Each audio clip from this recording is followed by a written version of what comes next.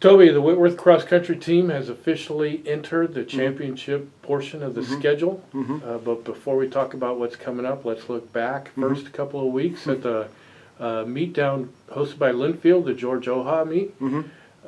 Great performance by both teams. Take us back through that meet and what you saw. Yeah, again, this is probably the largest race that I've ever had athletes run in. Over 400 athletes on the men's side and almost 400 on the women's side. So huge field, very fast course, beautiful. Couldn't have had any better weather. Not too hot, not too cold, no rain, dry course, and it resulted in, I think, every person who ran in the entire meet PR'd. I think that's a little overstatement, but at least on our side, we had a couple people have okay races and not PR, but the majority of the team PR'd. London Haley. Huge, almost went under 24 minutes for 8K, which is pretty amazing. Had several people enter our top 10 list all time for 6K for the women and 8K for the men. And went away with a lot of smiles based on individual performances, and team-wise we did very well as well. How much does a performance like that later in the season give you confidence as you head into this last stretch? Yeah, I can do one of two things, right? I mean, if you have, sometimes coaches wish for a loss right before they go into a championship season because then teams are a little bit more on edge and are working a little harder in practice and things like that. But then there's something to be said for momentum. So it all depends on the individual.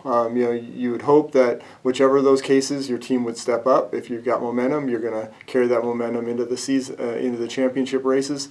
But if you have a bad race, you're going to, kind of refocus a little bit and go in with a chip on your shoulder and run a little faster. So I think we're in a good place. The last week of practice has been very good. It's also kind of the sickness time of year, which is just the way it is in any college anywhere. And so sometimes it's just who are the healthiest people going to the conference championship meet. Because you could do everything right all season long and you get sick a couple days before, and that can derail not only an individual performance but a team performance. So I think we're doing pretty good on that end, but you'll never know until 5 days from today. You can only take 10 men and 10 women to this weekend's conference championship, which means that there's several folks who are on the team who can't run this weekend, but they did get a chance to finish out their season last Friday, meet hosted by Community Colleges of Spokane. Talk about that. Yeah, it's a blessing to have that extra race.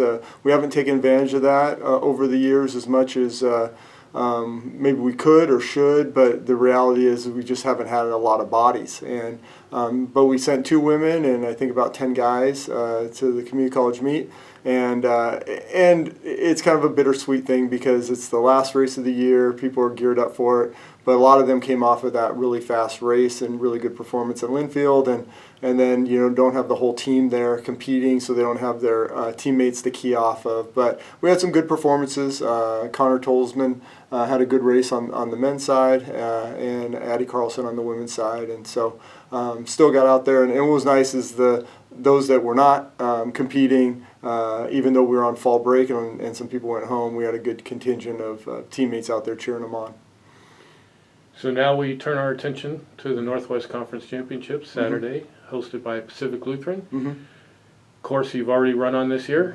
How does it play to our strengths?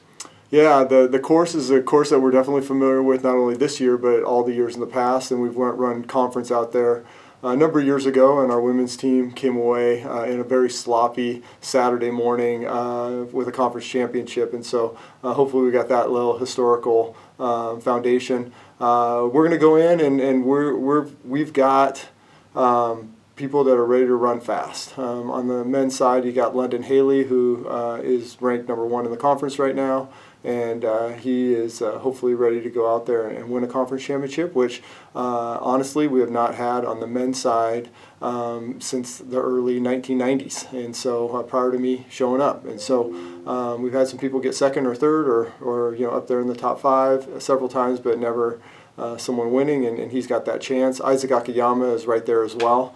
They could go 1-2, but you never know because there's some really good runners in the conference. On the women's side, we've got 3 really strong women. with Lily Jones, Kesley Thigeson, and Ashlyn Derry. Those three are the three kind of headed monster that goes out there and practices every day together and does all the workouts together, and then it just depends on the meet. Which one's going to come out on top. You got two former freshmen of the year with Ashlyn and Lily. The last 2 years have been the conference freshman of the year, and Kez would have been in there if Lily wasn't there. And so they're improving and are now top 5 runners in the conference. And then we got a little bit of depth behind them, but it's also inexperienced young depth. And so we'll have to see how they race on the women's side.